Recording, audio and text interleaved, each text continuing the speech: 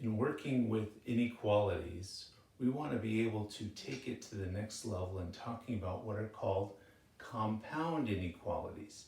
Now, compound inequalities are when you put more than one inequality together and either look for the union of the two or the intersection.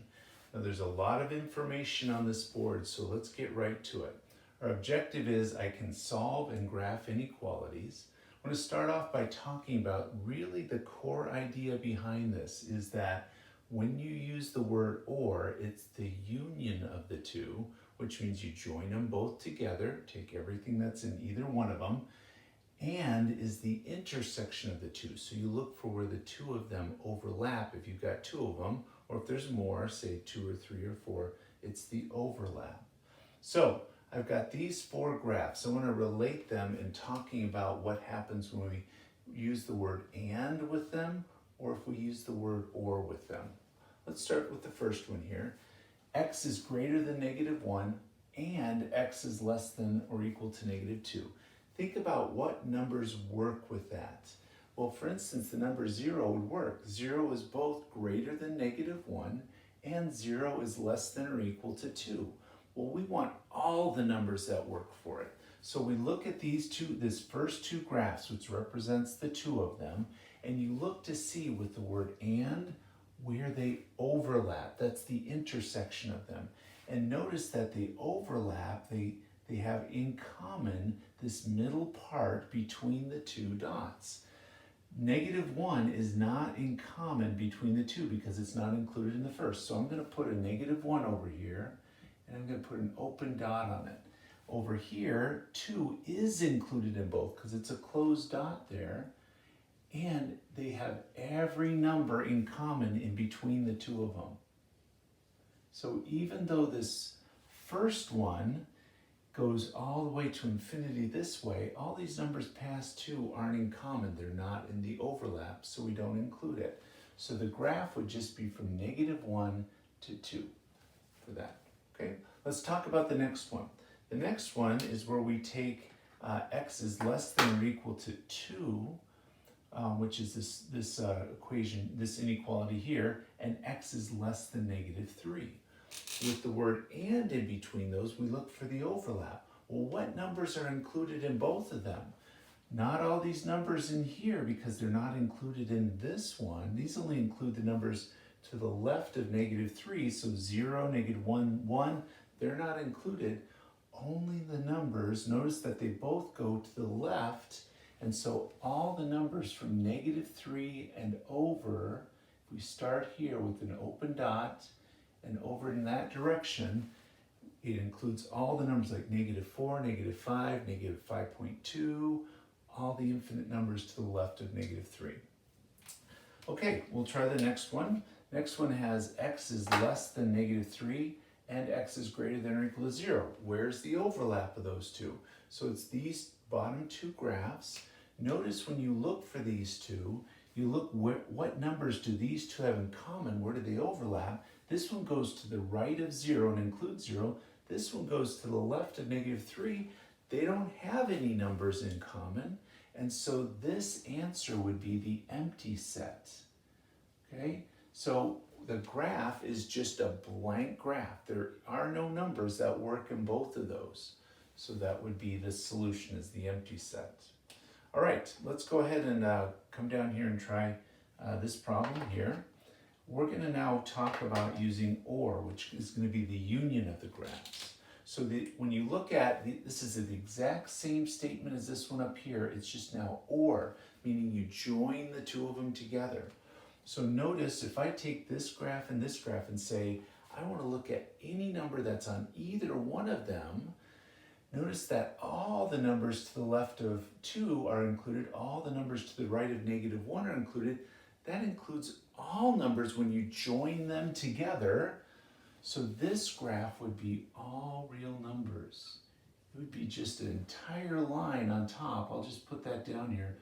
All real numbers, because those two, when you join them together, their union would include everything, every number.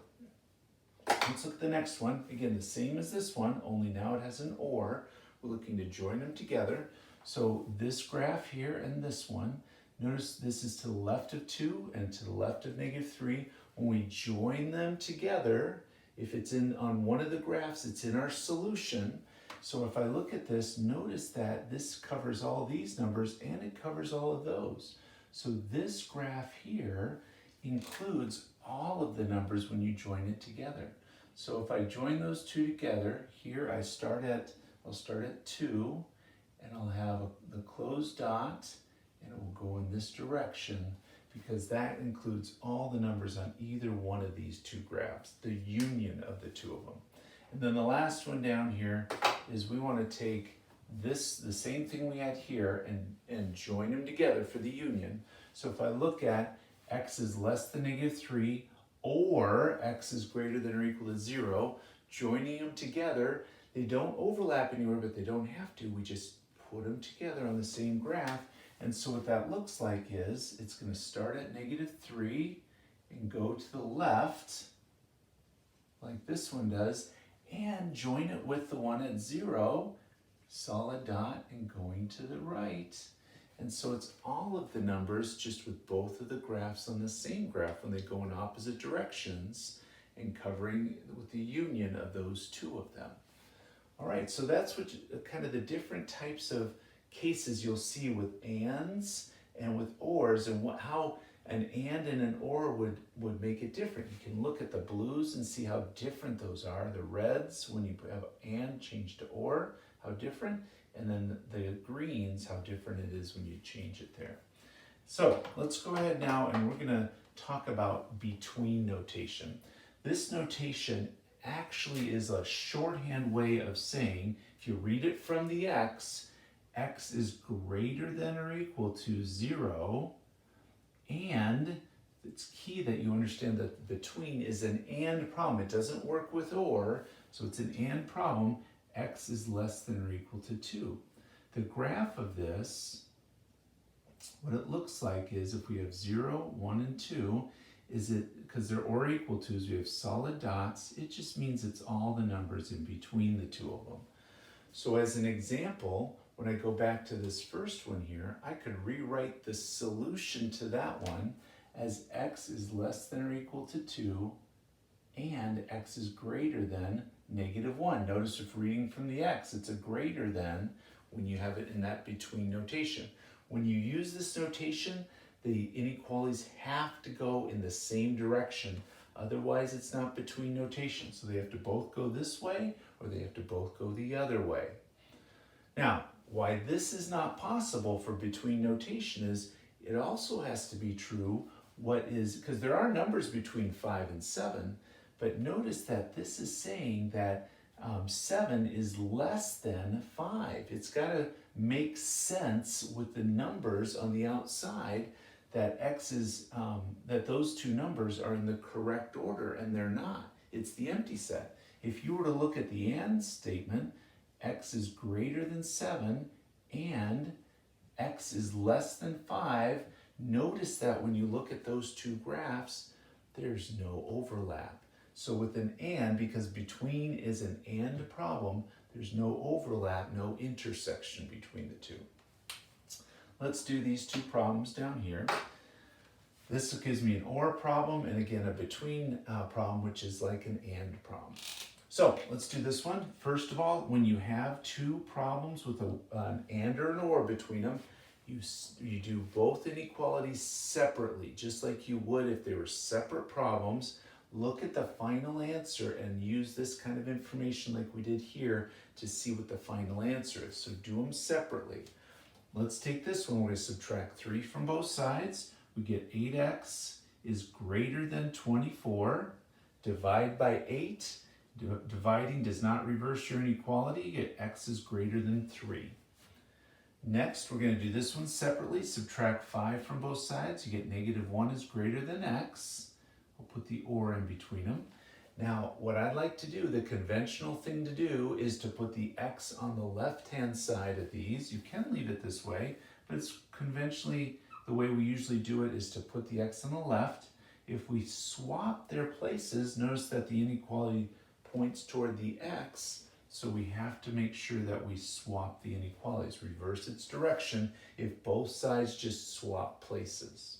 So when we look at this with an OR, our answer on the number line is if we've got a -1 here, we go less than -1 and then greater than 3. And that's joining them together. This is our final answer because we can't simplify it any further. So let's look at this last problem.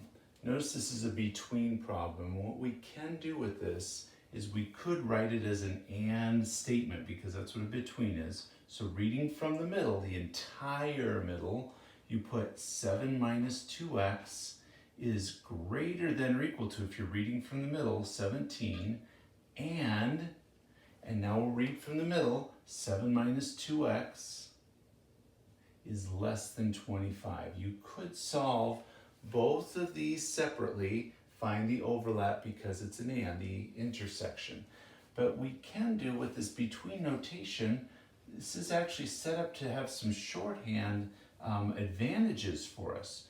We can do this where if we do an operation to this middle part of it to get the x by itself, we just have to do it to the other part. So all 3 parts of the inequality.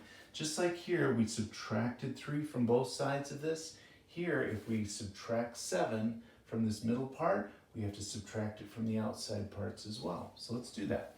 Let's subtract 7, so we get a -2x in the middle. And then if we subtract 7 here, we get a 10. If we subtract 7 from this, we get an 18. Now we're going to divide by -2, and dividing by -2 reverses our inequalities. So I'm going to have an x in the middle when dividing that. The inequality symbols will reverse. Dividing 10 by -2, I get a by -2, I get a -5.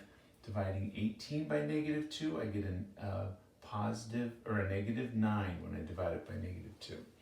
Now, this is true. It's not because -5 is greater than or equal to that -9, so it's in the proper order. Some people like to swap the order, and so they like to put the -5 over here since it's the larger of the two, and the -9 over here. If you do that, just make sure that this not only flips over, but comes over to the -9, and this greater than or equal to swaps over here to be a less than or equal to on this side. And now that's our final answer, and then we'll graph it. So if we've got 0, 2, 3, 4, 5, 6, 7, 8, 9. And so we have an open dot on -9, we have a closed dot on -5, and it's every number in between for our solution.